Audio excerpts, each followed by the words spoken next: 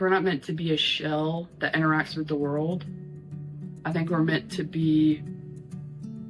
have this whole internal experiencing little worlds within ourselves. And then that's how we decide what to do outwardly or how to make decisions and all that.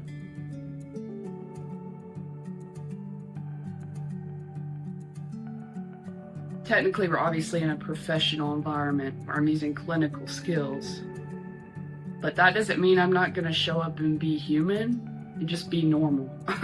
Not normal as in normativity, but I'm not gonna not be myself and not be a person for the sake of being professional, because I want to invite the client to also be a person and just show up as they are that day. So I'm obviously making sure that it's a space for them to show up however they want, but I'm also not gonna pretend to have it all together and pretend to be some figure of authority or higher knowledge, because the client is the expert. I'm like the facilitator of the space. So I think a lot of kids who come into my office are surprised that I'm so chill or whatever, or that I'm not trying to force them to do anything, and that I don't have expectations for them having perfect behavior or being, it's their space regardless. And I feel that way about all clients too. We all show up different ways on different days and that's fine.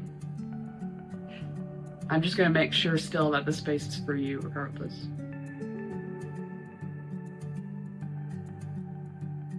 I think I get a lot of people in my office because of systemic barriers, stuff that they've been through, that kind of thing. Because I work with a lot of neurodivergent and LGBTQ people that do feel disconnected from their self in some way or another because of all those reasons. And I think a lot of people struggle with the possibility that they can reconnect with themselves. But everything I believe in as a therapist says that you can never lose who you truly are no matter what. There might just be a lot of noise and distraction from that. So we can start in session by trying to quiet some of that noise. And that is the first step to accepting who you are and what you need and deciding how to move forward.